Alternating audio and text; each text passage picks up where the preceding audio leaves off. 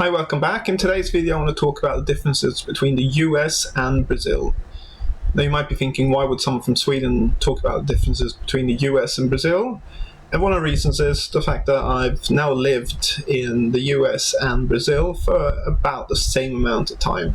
So I lived in the state of Michigan in the US for over 4 years, and now I've lived in Brazil for over 5 years.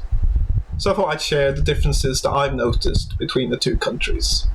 So the first difference I noticed is the size of the countries. So in terms of landmass, the US is about 3.8 million square miles, and Brazil is 3.3 million square miles. So that's not a major difference. But then if you look at the population, then the US is much larger.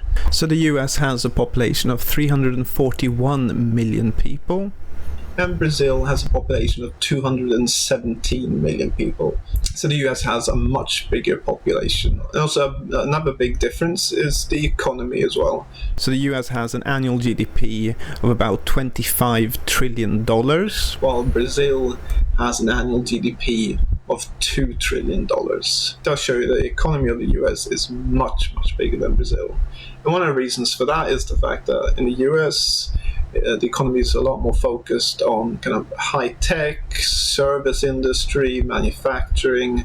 While in Brazil, the economy is very focused on natural resources. So that's producing food. So Brazil produces and exports a lot of soybeans, coffee, bananas, sugar, beef, chicken, and then also does a lot of mining, exporting a lot of iron ore, and also produces a fair bit of oil as well. But Brazil does have strong industries as well, especially steel production, petrochemicals, textiles, paper as well. So it definitely does have other big industries, but it doesn't compare to the size of the US.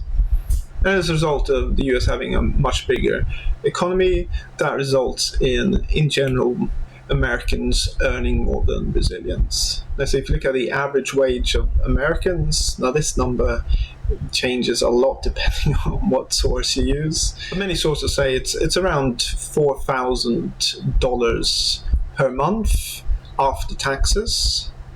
And then if you compare that to Brazil, the average is $400 per month after taxes. And obviously this number is an average, and questions about how accurate these numbers are, but kind of overall it just shows you that there is a big difference in income between the two countries. And that's definitely something I noticed living here in Brazil. For most occupations, you earn significantly less here in Brazil than you would in the US.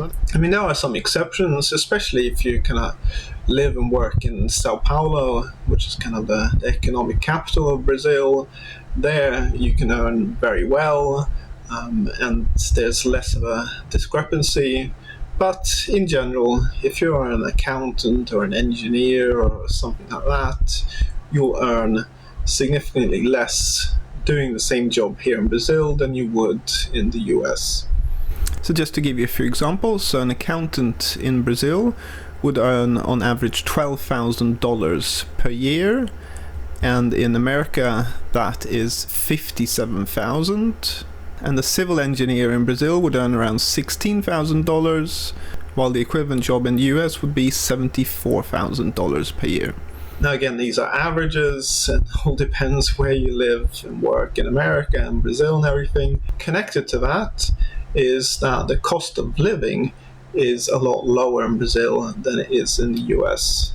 So I did a video showing how much I spent per month living here in Brazil. And I don't live in the big cities. So obviously in the big cities it's more expensive. I live in a small town in the countryside. But I showed that I spend about $2,000 per month. And that's for me, my wife, and my daughter. And we live a very nice life here in the countryside in Brazil. And that includes everything from utilities, food, going out, sending daughter to a private school, medical insurance, life insurance, and everything. And there's no way you could have an equivalent lifestyle in the US for $2,000.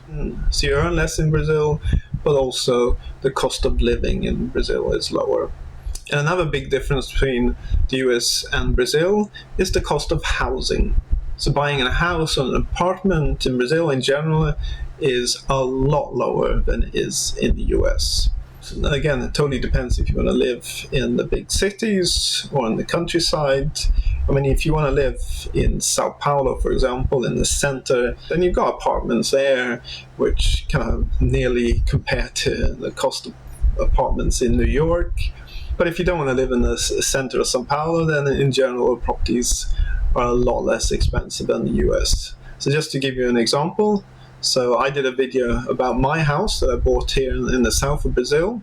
So I live in a small town in the countryside here in the south, and I bought my house for $90,000. That's a simple house, 3 bedrooms, medium-sized garden, so it's not a mansion or anything. There's no way I could find a similar house in the US for that kind of money. And in terms of apartments, well, again, they're in general a lot less. So I bought an apartment at the beach in Santa Catarina, which has really nice beaches. So this apartment is kind of a 3-minute walk from the beach. And I bought that for $94,000. So it's a 3-bedroom apartment, 2 bathrooms, open space kitchen and living room, and 1 parking space. Good luck for anyone trying to find an apartment like that in Florida or something for $94,000. And because the value of the properties are a lot lower, the rent as well is a lot lower. So I mean, that the town that I live in, you can easily rent a 2-bedroom apartment for just over 1,000 reais, which is $200 per month. And renting a 2 or 3 bedroom house, you again can do for like $300-400 a month very easily. And obviously, if you're a person that loves big cities, big shopping malls, and exclusive restaurants and stuff, then yes, then you'd have to live in Sao Paulo, because where I live you don't have all of that stuff. I mean, you've got shopping malls, but it's a lot simpler than the shopping malls in the US, for example. In Sao Paulo, the rents are a lot higher. Now you're easily spending over $1,000 per month, and can be much, much higher renting an apartment. But if you're someone that values more kind of a calm life, small town, then you can spend a lot less here in Brazil. Another difference is crime and also poverty in the 2 countries. So in general, crime rates in Brazil are higher than the US. Now both countries have elevated levels of crime, but Brazil has the higher of the 2. So for example, if you look at the website Numbeo, which kind of shows you just general crime levels, it shows the level of crime in Brazil at 76, and in the US it's 55. Now, this is kind of based a lot on people's opinion of crime levels and stuff, so I'm not sure how accurate it is. If you look at more specific crimes, if you look at homicides, for example. So in Brazil, the rate is over 20 homicides per 100,000 people, while in the US it's between 5 and 10 homicides per 100,000 people. Now again, it totally depends on where you live in both countries. So for example, when I lived in Michigan, I lived in a small town there, kind of in the north of the state of Michigan, and there I felt very safe. There was very little crime. But when I visited Detroit or Lansing or some of the other cities nearby, I felt a bit unsafe, and I could feel that, okay, these areas, the crime is a lot higher. And it's the same in Brazil as well. So when I visited Rio de Janeiro, for example, that I did not feel safe in that city. Levels of crime are very high there, also in some other big cities. But in the small town that I live in now, in the countryside here, I feel just as safe as when I lived in the town in Michigan or in Sweden. Here I feel safe walking at nighttime. There's very, very little crime. If there is any crime, it's very petty crime. It's not an issue at all. And it's the same with poverty as well. So in the big cities, you have a fair bit of poverty here in Brazil. So you see a lot of people sleeping rough on the streets. And when you stop at traffic lights in the big cities, usually there are people asking for money or selling something to try and earn a bit of money. You've got a fair bit of poverty as well in the US. I mean, I noticed it a lot when I was in Los Angeles and New York as well, but it's not to the same level as it is here in Brazil. But saying that, kind of in the south of Brazil and the countryside, here you've got a lot less poverty. In my town, for example, there's no one sleeping rough on the streets. And you don't have anyone begging for money when you stop at traffic lights or anything. So it's more in the bigger cities, and especially in the north of Brazil. And then the difference in people as well, so that's another big difference. So in general, I kind of felt Brazilians a bit more approachable, a bit easier to strike up a conversation, and also they're more touchy-feely. When you greet a Brazilian woman, usually you kiss, which isn't as common in the US. Sometimes it's one kiss, sometimes it's two kisses on the cheek. And also there's a fair bit of hugging as well. A lot of the time when you greet your friends, you give them a hug. So definitely a lot more of that here in Brazil than it was in the US. And then another thing that I noticed here in Brazil is that Brazilians in general are very obsessed about hygiene. So they like to take a lot of showers. A lot of Brazilians take 2 showers. And that's partly because it's pretty hot here in Brazil. But there's definitely more focused on that here in Brazil than in the US. And also in terms of the houses as well. I got the impression that here in Brazil, they clean their houses more often than they do in the US. Especially the floors, for some reason. They love to mop the floors, as they call it here, passo pano no chão. So that's the impression I get. It's more focused on personal hygiene and keeping the house clean here in Brazil. Obviously, it's all very generalized, and there are lots of Americans who do that as well. But overall, I feel that Brazilians do more of that. And then food as well. There's quite a big difference in Brazilian food and American food. So I mean, in the US, it's a big fast food culture. Loads of different fast food chains, and here in Brazil they have McDonald's, Burger King and KFC. There's definitely a lot more fast food chains in America.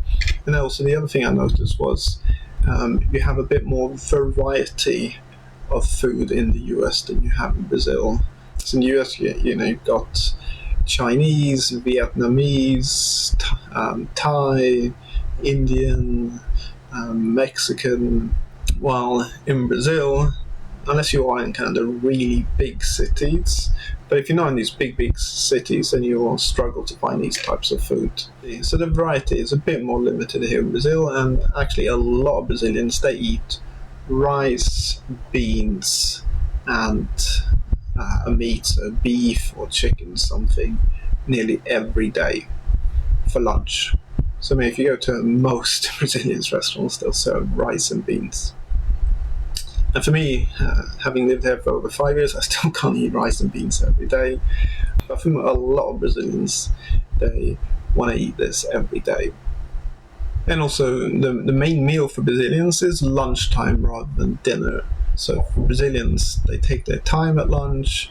A lot of them, they drive home and eat lunch at home with the family, or if they're at work, then they take at least an hour lunch break where they go to the canteen or a restaurant and have a decent meal for lunch. There's very little of this eating at your desk or anything like that, which you do in the US a lot. But then for dinner, it's the opposite. So there they can have a light snack, some kind of sandwich or a salad or something like that.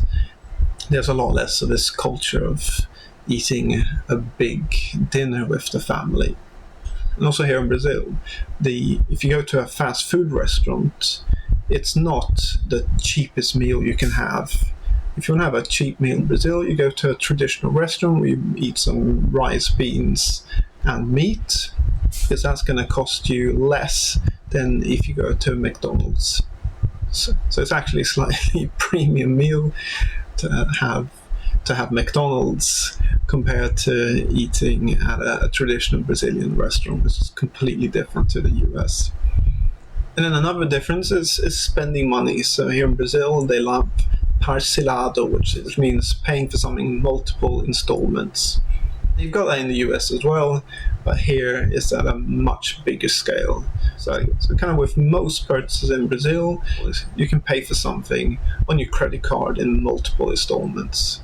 So even like going to the supermarket, some supermarkets, they accept this form of payment, and when you buy clothes, electrical items, nearly always you can pay in multiple installments. Now I did that a bit when I lived in the US for certain items, but it wasn't like possible to do that going to Walmart, for example, and buying groceries for $20 and then paying that over installments, for example. And for Americans and other foreigners, it can be a bit strange and confusing at the beginning. But my approach to it basically is, if you go to a store where they offer you a discount to pay just one time, usually with a debit card, then I do that, because you can get usually like a 5% discount if you pay with a debit card one time. But then with the big stores, so the supermarkets, the big clothing retailers, then they usually don't give you a discount. So then I just pay with a credit card over several months. And after a while of being in Brazil, you kind of just get used to it. And the other thing connected to spending is tipping. So thankfully here in Brazil, there isn't this tipping culture of being everyone from waiters to people in stores and taxi drivers and everything. But that was definitely something that I did not like in the US. Okay, so I hope you found this video useful. Please leave a like, subscribe to my channel. If you've got any questions or anything, leave them in the commentaries below. So thanks for watching. Until next time.